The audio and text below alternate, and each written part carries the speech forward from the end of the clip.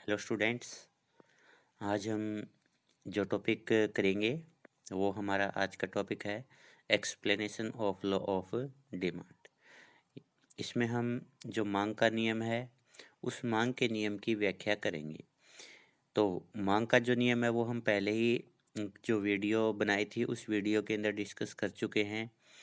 इसके बाद अब इस जो मांग के नियम की एक्सप्लेनेशन है वो हम दो तरीक़ों से कर सकते हैं।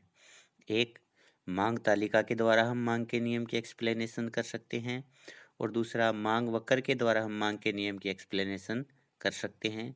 तो इन्हीं दो चीज़ों के माध्यम से आज हम जो है मांग के नियम की एक्सप्लेनेशन करेंगे। तो मांग के नियम की एक्सप्लेनेशन इन दो चीज़ों से करने से पहले हमें मांग अनुसूची और मांग वक्र के बारे में जो है पूर्ण जानकारी होनी चाहिए। तो आइए शुरू करते हैं अपना आपका आज का टॉपिक। सबसे पहले मांग का नियम होता क्या है? देखिए, मांग का नियम जो होता है वो किसी भी वस्तु की मांग और कीमत के बीच में संबंध को दिखाता है और कीमत और मांग के बीच में जो है नेगेटिव रिलेशनशिप होता है। यानी अगर कभी किसी वस्तु की कीमत बढ़ेगी, जब कीमत बढ़ेगी तो कीमत के बढ़ने के कारण उसकी डिमांड जो उसमें कमी आएगी और अगर एक वस्तु की कीमत में कमी होती है तो उसकी वजह से डिमांड में जो है इंक्रीज होगा। तो इस प्रकार मांग का नियम जो होता है वो किसी भी वस्तु की डिमांड और उसकी जो प्राइस है उस प्राइस के बीच में नेगेटिव रिलेशनशिप को दिखाता है।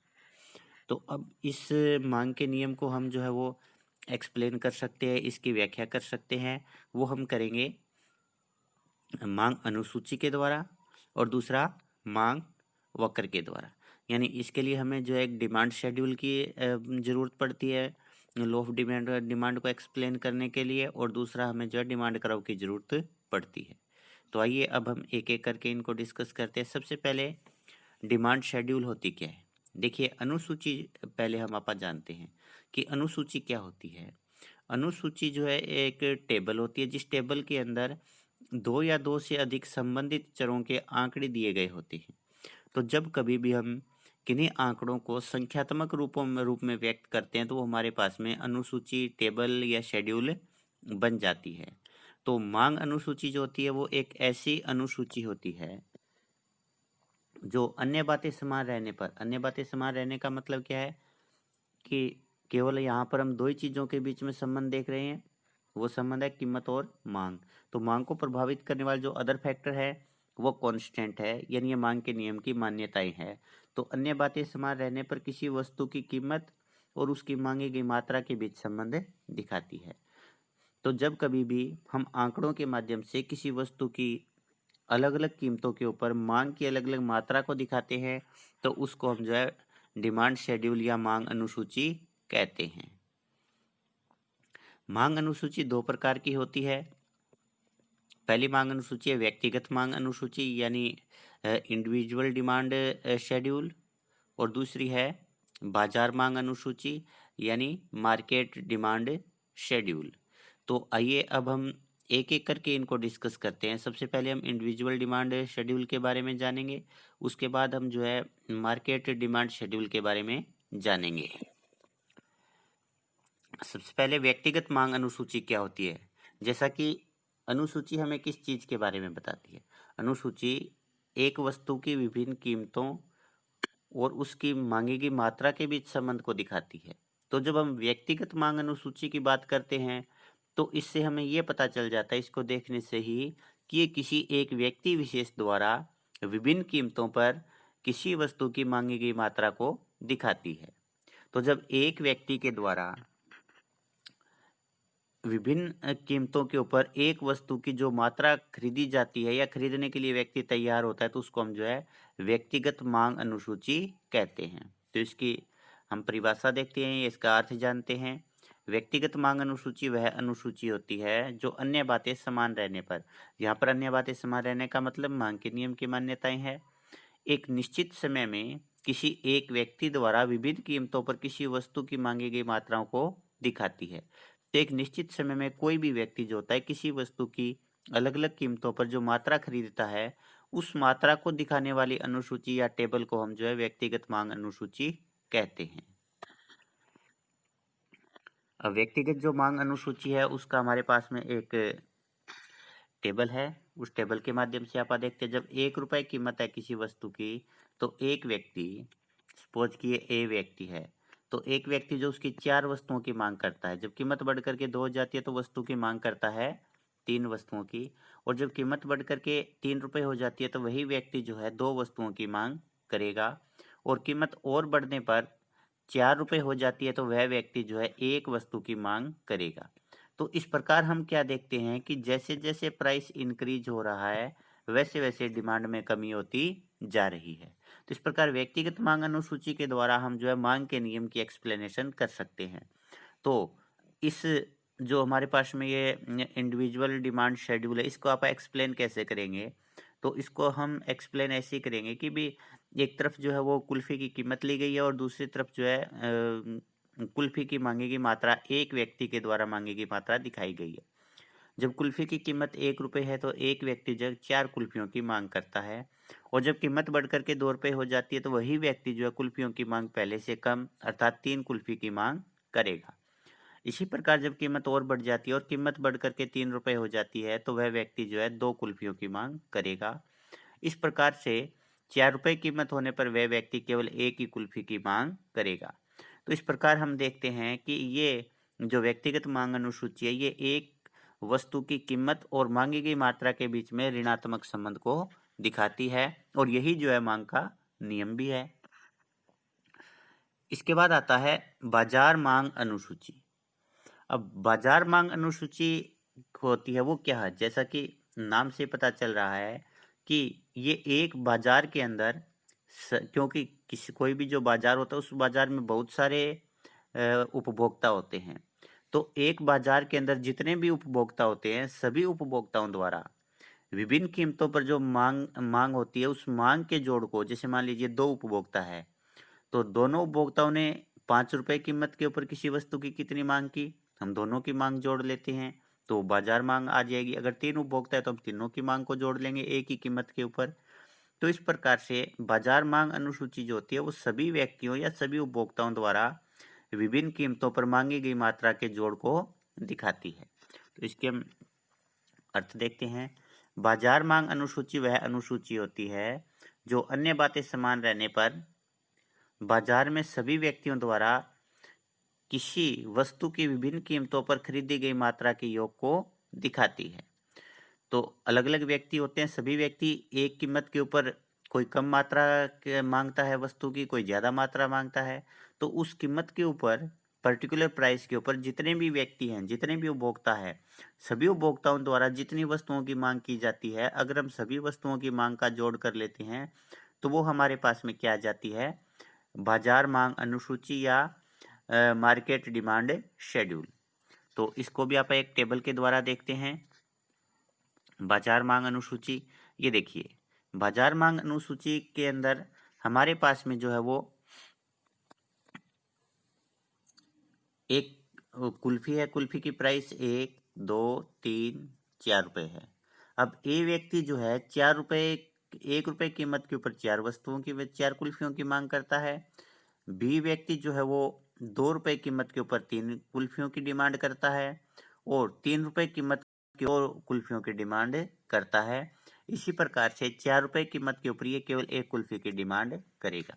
अब दूसरा व्यक्ति है बी, वो 1 रुपए कीमत के ऊपर 5 कुल्फियों की मांग, 2 रुपए कीमत के ऊपर 4 कुल्फियों की मांग, और 3 रुपए कीमत पर 3 कुल्फियों की मांग, और 4 रुपए कीमत के ऊपर केवल 2 कुल्फियों की डिमांड करता है।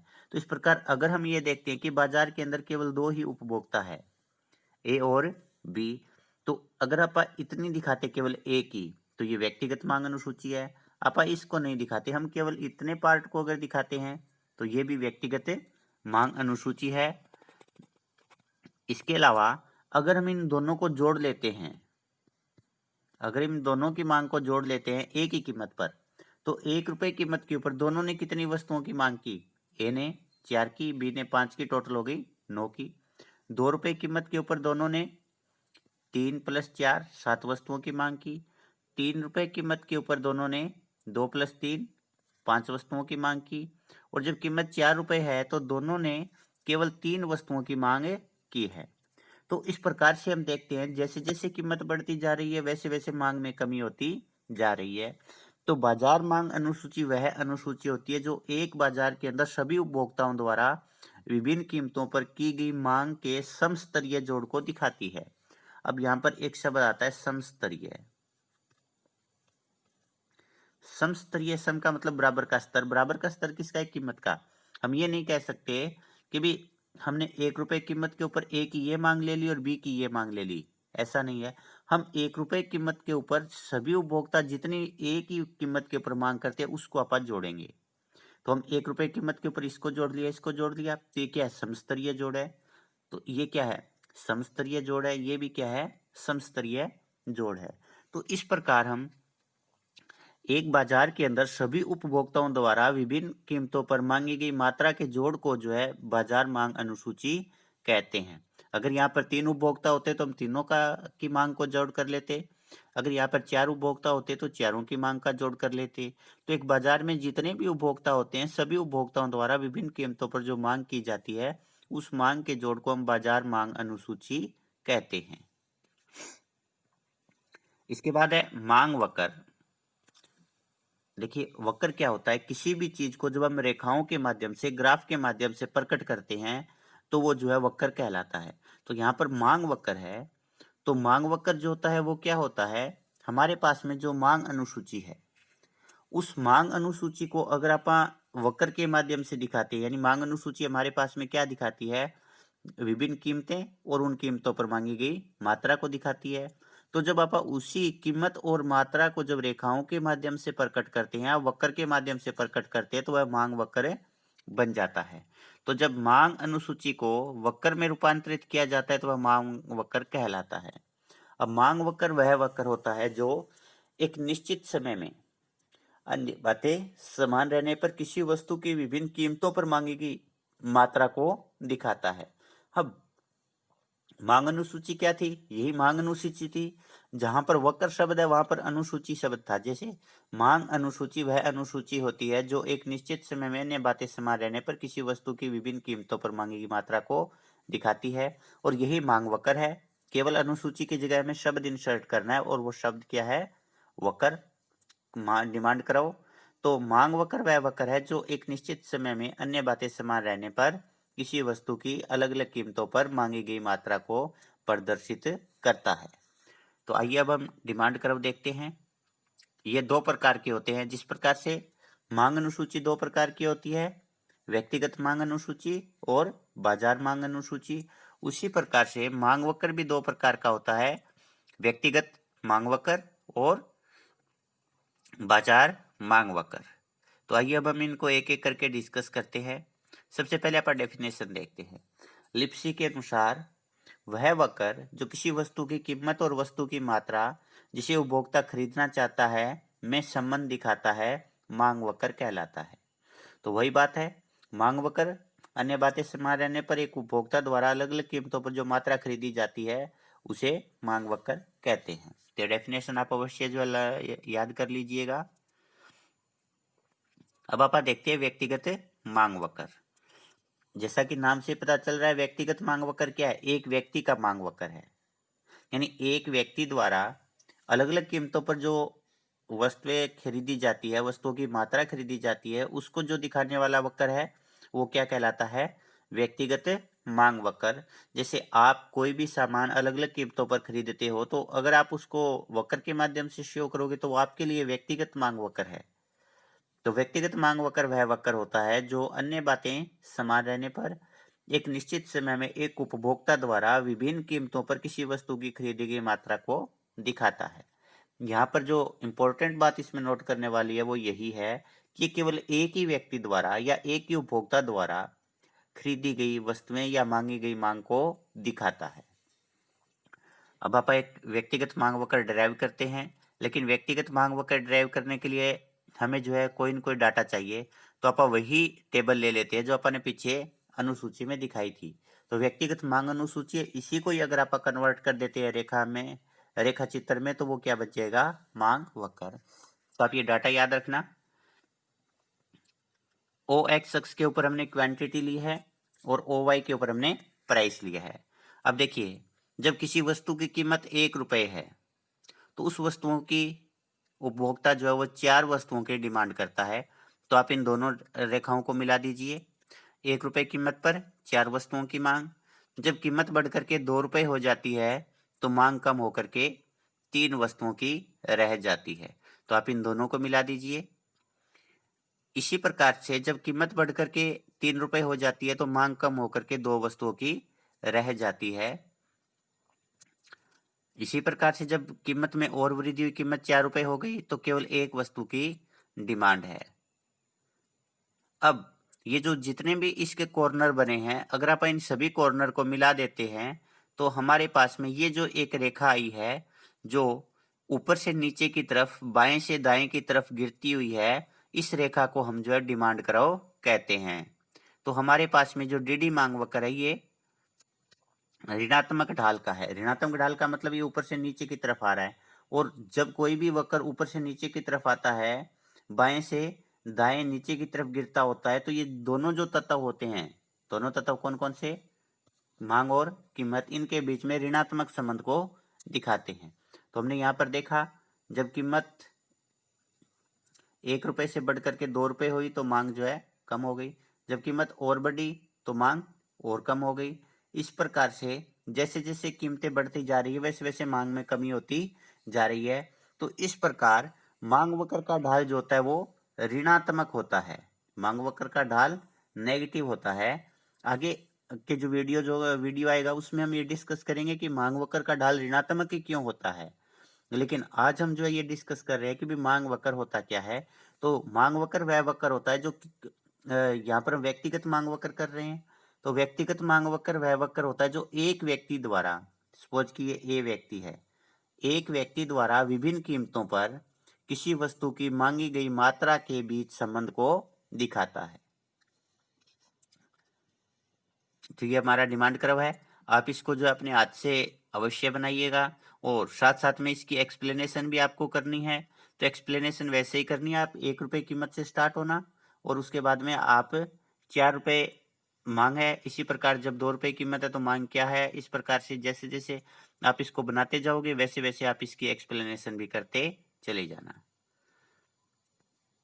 नेक्स्ट इसके बाद जो बाजार मांग अनुसूची है उसी के आधार पर आप जो है बाजार मांग वक्र बनाते हैं। तो ये हमारे पास में बाजार मांग अनुसूची है। इससे पहले आप जो है बाजार मांग वक्र होता क्या है, जिस प्रकार से जो अपने पास में व्यक्तिगत मांग वक्र है उसी के अनुसार आप जो है बाजार मांग वक्र भी बता सकते हैं। तो बाजार मांग वक्र क्या होगा, बाजार मांग वक्र वह वक्र होता है जो अन्य बातें समान रहने पर एक निश्चित समय में बाजार में सभी उपभोक्ताओं द्वारा विभिन्न कीमतों पर खरीदी गई मात्रा के जोड़ को दिखाता है। तो कोई भी बाजार है, उस बाजार में हमें पता है बहुत सारे उपभोक्ता होते हैं, और वो उपभोक्ता अलग अलग कीमतों के ऊपर किसी भी वस्तु की जो अलग अलग मात्रा को मांगते हैं, उसकी डिमांड करते हैं, उसको हम जो है बाजार मांग वक्र कहते हैं। तो बाजार मांग वक्र जो होता है बाजार मांग अनुसूची होता है, उसी का वक्र में रूपांतरण होता है। तो बाजार मांग अनुसूची क्या दिखाती है कि बाजार में जितने भी उपभोक्ता है उन उपभोक्ताओं द्वारा विभिन्न कीमतों पर जो वस्तुओं की मांग की जाती है उसके जोड़ को दिखाती है। और यही चीज जो है जो बाजार मांग वक्र है वो भी दिखाएगा। तो आइए अब हम देखते हैं। ये हमने पहले डिस्कस कर लिया था कि ए और बी जो है दोनों की अगर आप मांग जोड़ लेंगे तो ये हमारे पास बाजार मांग आ जाएगी। और जब आप बाजार मांग को, यानी ये दोनों जो वक्र हैं, इन दोनों वक्रों को अगर आप जोड़ लेंगे, ए का वक्र, ये जो कर्व है आप ये ड्राइव करेंगे, उसके बाद आप ये ड्राइव करेंगे, और उसके बाद आप इन दोनों वक्रों का जो जोड़ है उस जोड़ के आधार पर आप बाजार मांग वक्र निकालेंगे। तो आइए देखते हैं। अब ये देखिए, ये हमारे पास में क्या है, ए का मांग वक्र है जो कि अलग अलग कीमतों के ऊपर अलग अलग वस्तुओं की मांग कर रहा है, और ये हमारे पास में बी का मांग वक्र है। तो पहले आप ए का मांग वक्र बनाओगे, उसके बाद आप बी का मांग वक्र बनाओगे। डाटा हमारे पास में है ही, डी ए ये ए का डिमांड कर्व है, डी बी ये बी का मांग वक्र है। अब हमें पता है कि जो बाजार मांग वक्र होता है, बाजार मांग वक्र जो होता है वो व्यक्तिगत मांग वक्रों का जोड़ होता है। तो हम व्यक्तिगत मांग वक्र जो है उन्हीं की जो, जैसे 1 रुपए कीमत के ऊपर ये 4 वस्तुओं की मांग कर रहा है, 1 रुपए कीमत के ऊपर ये 5 वस्तुओं की मांग कर रहा है, तो ये 1 रुपए कीमत के ऊपर जो है 5 और 4 9 वस्तुओं की मांग करेगा। इसी प्रकार से आप देखिए 2 रुपए कीमत के ऊपर ये 3 वस्तुओं की मांग कर रहा है, ये 4 वस्तुओं की मांग कर रहा है, तो 2 रुपए कीमत के ऊपर यहाँ पर 3 और 4 7 वस्तुओं की मांग हो जाएगी। इसी प्रकार आप 3 रुपए कीमत के ऊपर ये जो है 2 वस्तुओं की मांग कर रहा है, ये 3 वस्तुओं की मांग कर रहा है, तो यहाँ पर 5 वस्तुओं की मांग हो जाएगी। इसी प्रकार आप 4 रुपए कीमत के ऊपर भी ये 3 वस्तुओं की मांग हो जाएगी। तो इस प्रकार से हमारे पास में जब ये दोनों व्यक्तिगत मांग वक्र है, इन दोनों व्यक्तिगत मांग वक्रों का अगर आप समस्तरीय जोड़ करेंगे, समस्तरीय जोड़ का मतलब सेम प्राइस की क्वांटिटी को आप जोड़ेंगे, 1 रुपए कीमत वाली क्वांटिटी ए की, 1 रुपए कीमत वाली क्वांटिटी बी की, इन दोनों को जोड़ करके आप मांग वक्र बनाएंगे। तो इस प्रकार से हमारे पास में जो डिमांड कर्व आएगा वो जो है मार्केट डिमांड कर्व आ जाएगा। तो आइए देखते हैं किस प्रकार से बनाते हैं। 1 रुपए कीमत आप देखते जाइए साथ साथ में, जो बाजार मांग वक्र बन रहा है यहाँ पर 1 रुपए कीमत के ऊपर कुल कितनी 9 वस्तुओं की मांग है। अब ये 9 वस्तुओं की मांग आई कहां से वो देखिए, ए की तरफ आप देखिए 4 वस्तुओं की मांग, बी ने 5 वस्तुओं की मांग की, तो 4 और 5 अगर आप टोटल जोड़ेंगे तो कितना आ जाएगा, 1 रुपए कीमत के ऊपर 9 वस्तुओं की मांग यहाँ पर हो रही है। इसी प्रकार से अब हम 2 रुपए कीमत के ऊपर देखेंगे, 2 रुपए कीमत पर आप ए की मांग देखिए, टोटल मांग हो जाएगी 7। 7 कैसे आई, ए की मांग 2 रुपए कीमत पर 3 वस्तुओं की मांग, बी के द्वारा 2 रुपए कीमत पर 4 वस्तुओं की मांग, तो कुल बाजार में मांग कितनी है 2 रुपए कीमत पर, 3 ए के द्वारा मांगी गई है, 4 बी के द्वारा, तो टोटल हो जाएगी 7। तो अगर हम इन रेखाओं को मिला देते हैं तो हमारे पास में ये एक और पॉइंट आ जाएगा। इसी प्रकार से जब कीमत 3 रुपए है तो 3 रुपए कीमत पर 5 वस्तुओं की बाजार मांग है, यानी पूरे बाजार में 3 रुपए कीमत पर 5 वस्तुओं की डिमांड की जा रही है। अब ये ए के द्वारा 2 वस्तुओं की मांग की गई है और बी के द्वारा 3 वस्तुओं की मांग की गई है, तो अगर आप इन दोनों को जोड़ लेंगे, ए और बी की मांग को, तो टोटल अपने पास कितनी आ जाएगी, 5 वस्तुओं की मांग आ जाएगी। इसी प्रकार से जब 4 रुपए कीमत है तो 4 रुपए कीमत के ऊपर ए ने 1 वस्तु की मांग की है, बी ने 2 वस्तुओं की मांग की है, और अगर आप इन दोनों को जोड़ते हैं तो ये हमारे पास में 3 वस्तुओं की डिमांड आ जाएगी। तो इस प्रकार से अब हमारे पास में ये जो डिमांड कर्व आ रहा है डीएम, डीएम यानी मार्केट डिमांड कर्व है, ये हमारे पास में आ गया। तो अब आप देखिए जो बाजार मांग वक्र है, बाजार मांग वक्र भी ऊपर से नीचे बाएं से दाएं गिरता हुआ है, ये भी ऋणात्मक ढाल का है, और ऋणात्मक ढाल का होने का मतलब है कि ये जो है मांग, किसी वस्तु की कीमत और मांग के बीच में ऋणात्मक संबंध को दिखा रहा है। तो इस प्रकार अगर हम इन दोनों व्यक्तिगत मांग वक्रों को जोड़ देते हैं तो हमारे पास में बाजार मांग वक्र आ जाता है। तो इनका ढाल भी ऋणात्मक है, बाजार मांग वक्र का ढाल भी ऋणात्मक है। तो इस प्रकार से ऋणात्मक ढाल का मतलब ये किसी वस्तु की कीमत और मांग के बीच में जो है वो ऋणात्मक संबंध को दिखाता है। ये निशान जो है संबंध का है, और ये 1/p का मतलब क्या है, ऋणात्मक संबंध। अगर इसको आप ऐसा लिख देते सीधा ऐसे, तो ये धनात्मक संबंध को दिखाता। तो ये जो 1/p का मतलब क्या है, नेगेटिव रिलेशनशिप को दिखाया जा रहा है। तो इस प्रकार से अगर यहाँ पर हमारे पास में एक और डिमांड कर्व होता, तो जैसे हमारे सी का डिमांड कर्व और होता हमारे पास में, तो आप इन तीनों का जोड़ कर लेते तो वो हमारे पास में बाजार मांग वक्र आता। तो जितने भी व्यक्तिगत मांग वक्र है उन सभी का जोड़ करके आप बाजार मांग वक्र निकाल सकते हैं।